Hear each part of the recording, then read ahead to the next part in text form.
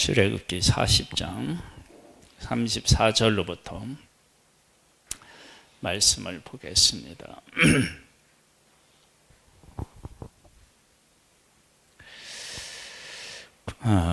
성막에 대한 역사가 성막의 모든 일들이 다 맞춰졌을 때 어떤 일이 일어났느냐.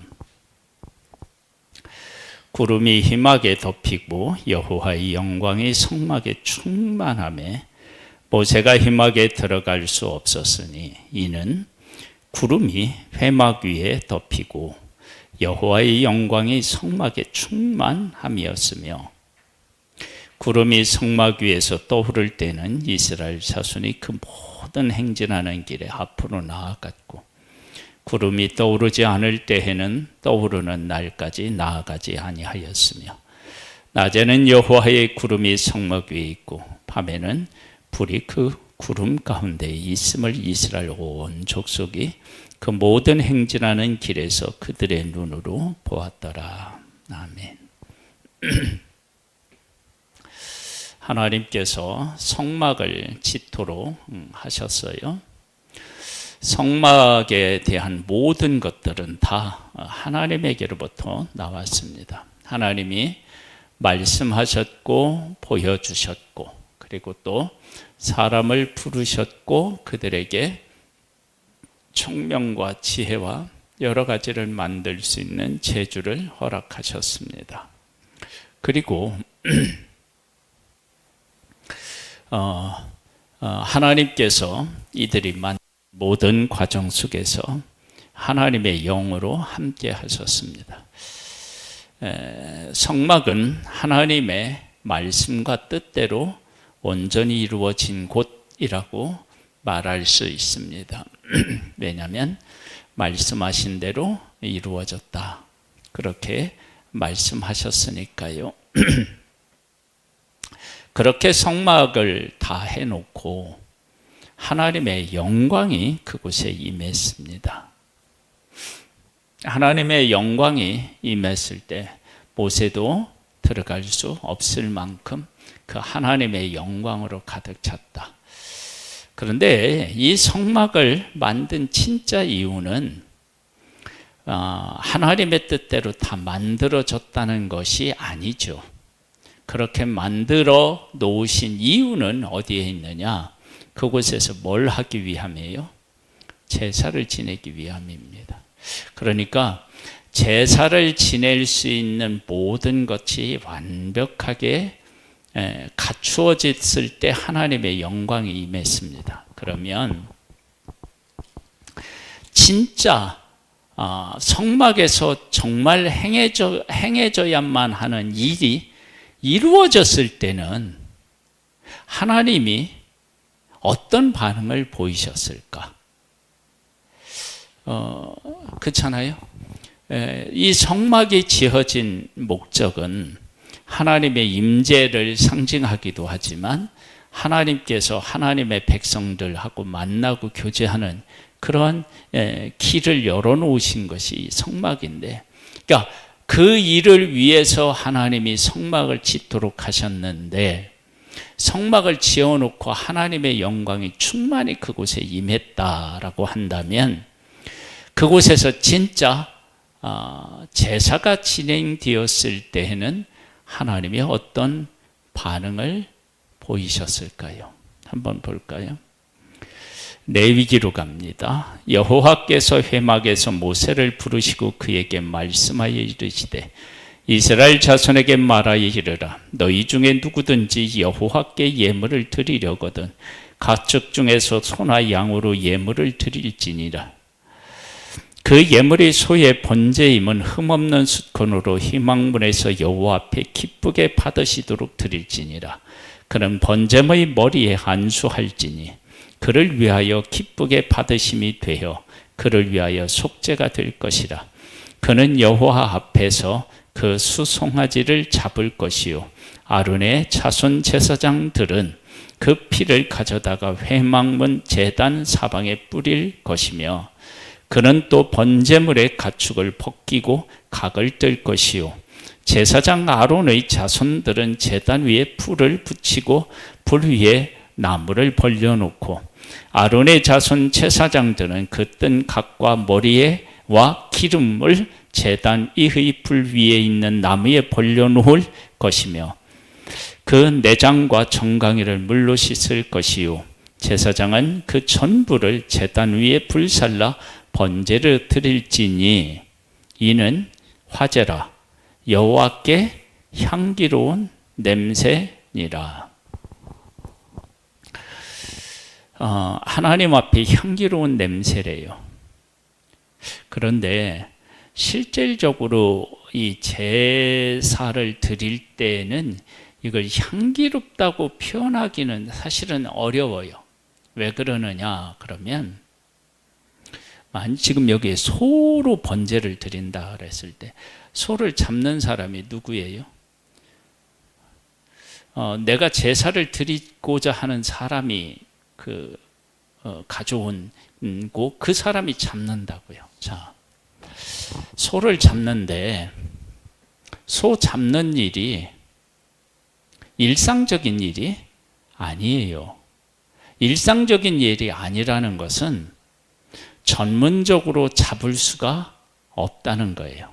그러면 전문가가 아닌 비전문가가 소를 잡는다라고 할 때 그것이 얼마나 어설프겠어요. 그래서 이 번제에 그냥 소를 잡는 일을 실질적으로 번제 드리는 일을 하신 목사님이 표현하기를 어떻게 하느냐. 소를 잡으려고 하면 여기 정수리 있는 데를 칼로 찌르든지 목을 따든지 아니면 심장을 찔러야 된대요. 그런데 우리 잘 알지만 닭 한 마리를 잡는데도 살살 해서는 어떻게 해요? 안 돼요. 어떻게 해야 되냐면 내리쳐야 돼요. 그러면 닭이 아니라 소를 잡는단 말이에요. 양을 잡고 염소를 잡아요. 그러면 그거 잡을 때 살살 하면 될까요? 안 될까요? 안 돼요.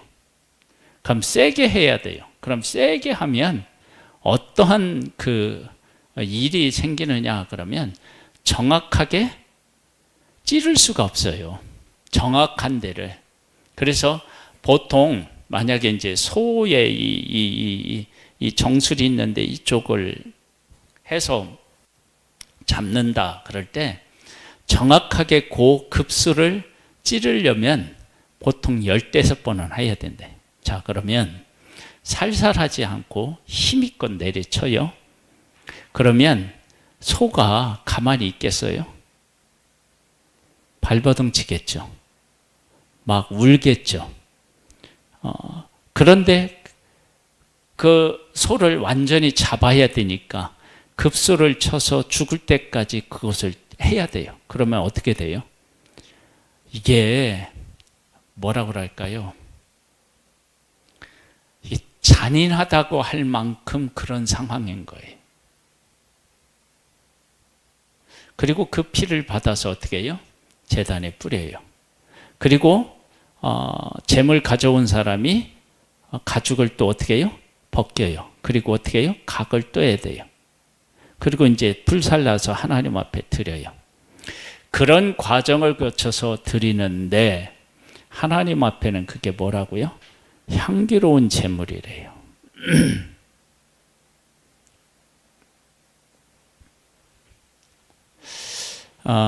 인간적으로 얘기를 하면 그런 하나님은 잔인한 하나님입니다. 그런데 하나님께서 성막을 짓고 하나님의 영광이 임했다고요. 그 얘기는 하나님의 말씀대로 성전이 지어지고 성막이 지어지고 거기에 필요한 기구들이 하나님이 원하시는 대로 다 만들어졌을 때 이곳에서 이루어지게 될 제사에 대한 기대가 그만큼 컸다라고 하는 사실을 우리가 알 수 있어요. 그러면 하나님은 왜 제사를 허락하셨느냐? 가장 큰 이유가 뭐예요? 죄사함이에요. 죄사함. 즉 어떤 희생이 있다 할지라도 하나님의 백성들의 죄를 사해서 하나님과 교통하고 교제할 수 있다면 그것은 하나님 앞에 어떻게 해요? 향기로운 제물이라고 한 것처럼 하나님 앞에 너무 큰 기쁨이라는 거예요.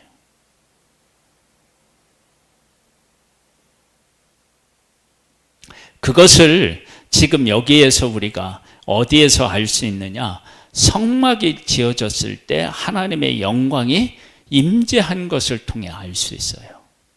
그 성막이 지어졌을 때 하나님의 영광이 임재했다는 것은 다른 것이 아니에요. 그곳에서 드려질 제사에 대한 것들을 하나님께서 염두에 두시고 그렇게 영광 가운데 나타나신 거예요. 근데 그 제사라고 하는 것이 어떤 것이냐? 정말 말할 수 없이 잔인한 거예요. 그런데 그 제사를 통해서 하나님의 백성의 죄가 해결받고 죄가 해결받으니까 하나님하고 교통과 교제가 가능하다고요. 하나님은 그것을 너무너무 기뻐하셨던 거예요.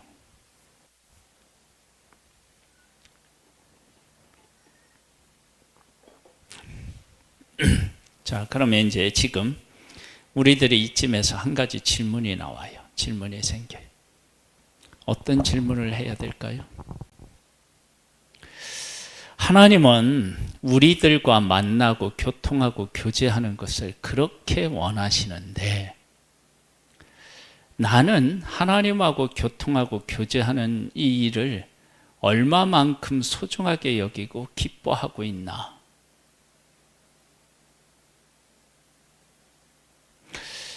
이것은 우리는 이제 지금은 이제 제사를 드리지 않잖아요. 근데 우리가 하나님하고 교제하고 교통하는 여러 가지 방법이 있는데 대표적인 게 뭐가 있을까요? 예배가 있고요. 또 말씀을 묵상하는 것도 있겠고요. 기도하는 것도 있겠죠. 기본적으로 우리가 그거 세 가지를 생각할 수 있잖아요. 그러면 이 세 가지에 대한 나의 지금의 삶은 어떠한가? 그게 우리에게 기쁨인가, 나에게? 자, 그리고요.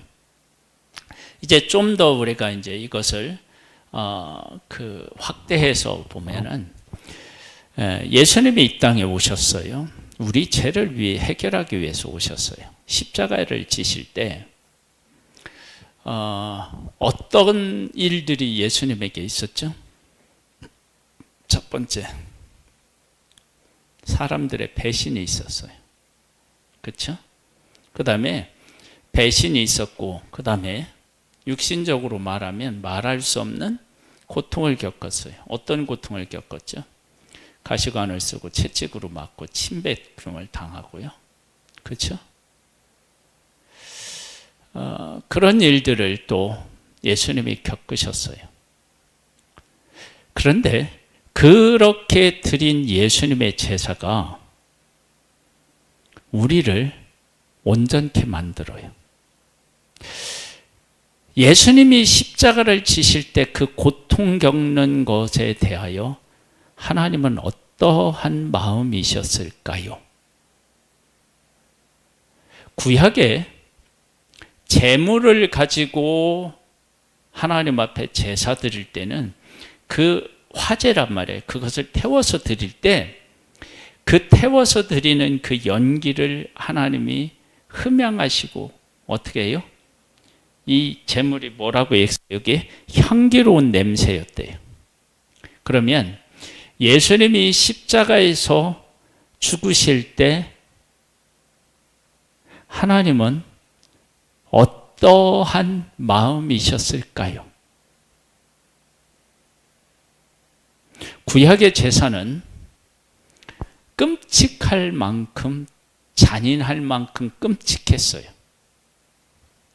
그런데 그렇게 해서 잡은 재물이 태워져서 하나님 앞에 올라갔을 때는 하나님은 뭐 하다고요? 향기롭다고 했어요. 그러면 예수님이 십자가에서 그렇게 고통을 겪고 죽으실 때 하나님은 예수님의 고통을 보았을까요? 아니면 우리가 예수님 안에서 새로워져서 하나님하고 하나가 될 수 있는 그것을 생각하셨을까요? 그러면 예수님이 십자가에서 죽으실 때 하나님은 어떠하셨다는 거예요?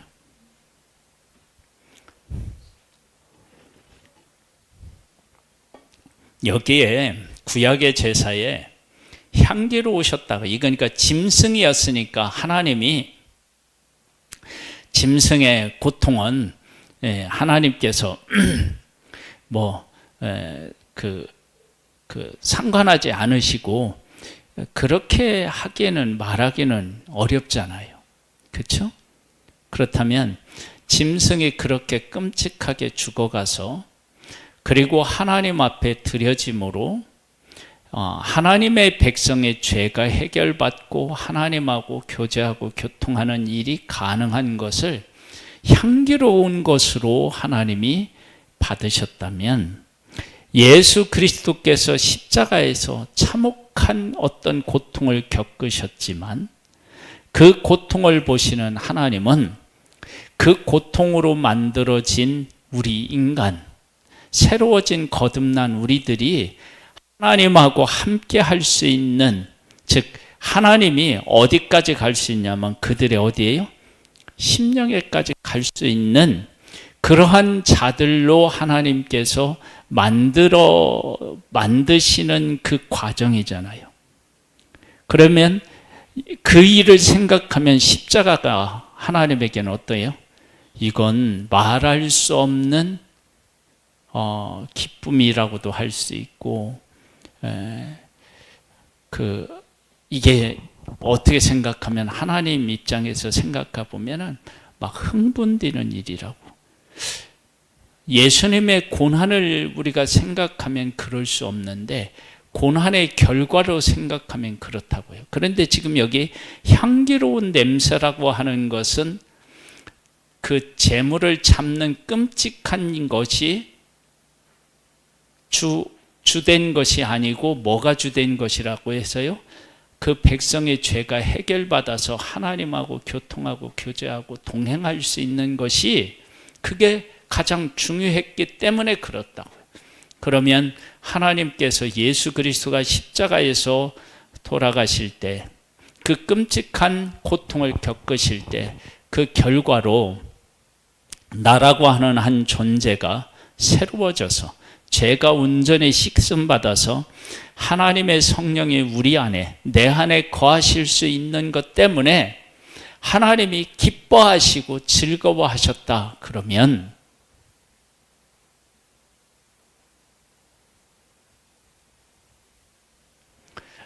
우리는 그런 하나님의 사랑과 은혜를 생각한다면 우리는 그 사랑과 은혜를 받은 우리는, 나는 나의 삶을 어떻게 살아야 할까요?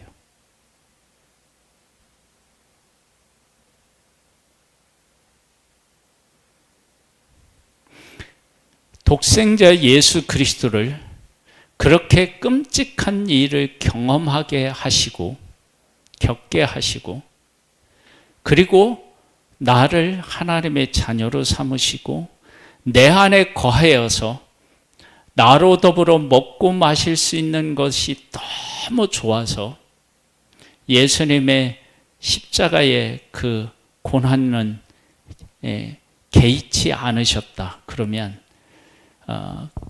그런 하나님의 은혜와 사랑을 생각한다. 그러면 나는 오늘을 어떻게 살아야 되며, 그렇게 은혜와 사랑을 베풀어 주시는 하나님에 대해서 어떤 마음을 가져야 되고, 그리고 우리를 위해서, 아니 나를 위해서 저주를 받으신 예수 그리스도에 대해서 어떤 마음을 가져야 할까요?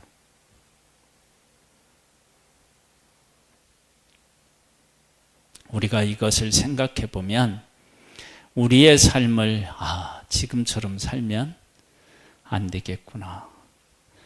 더 하나님 앞에 하나님의 뜻대로 살아야 되겠구나. 그러면서 하나님께서 이 40장, 출애굽기 40장의 그 마지막 부분에 이렇게 말씀하셔요.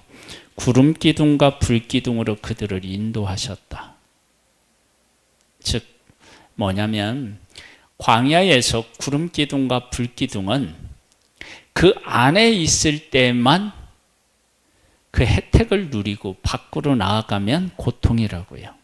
그러면 이렇게 하나님께서 구름 기둥과 그러니까 성막을 끝내고 구름 기둥과 불 기둥으로 그들을 인도하셨고, 인도하실 때 백성들은 바로 가면 떠나야 되고 오래 머물면 한 곳에 있어야 돼요.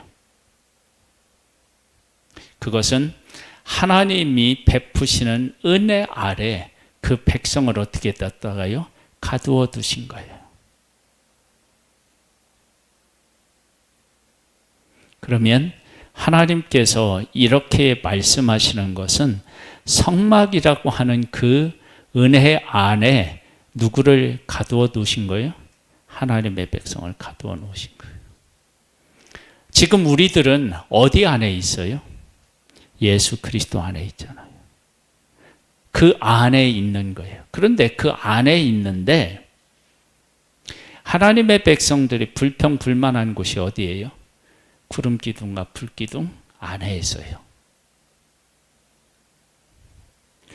우리가 하나님을 믿고 하나님의 뜻을 따라 산다고 할 때 이러한 것들을 우리가 깊이 묵상해서 그 가운데서 내가 어떤 존재고 어떤 사랑을 받고 있구나. 그래서 나는 오늘을 어떻게 살아야 하는구나. 그런 것들을 깨달아 알고 그 가운데서 살아가는 우리들이 되기를 주님의 이름으로 축복합니다. 할렐루야.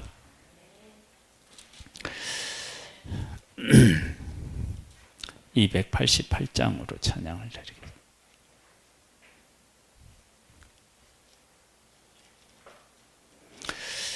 예수를 나의 구주 삼고 성령과 피로써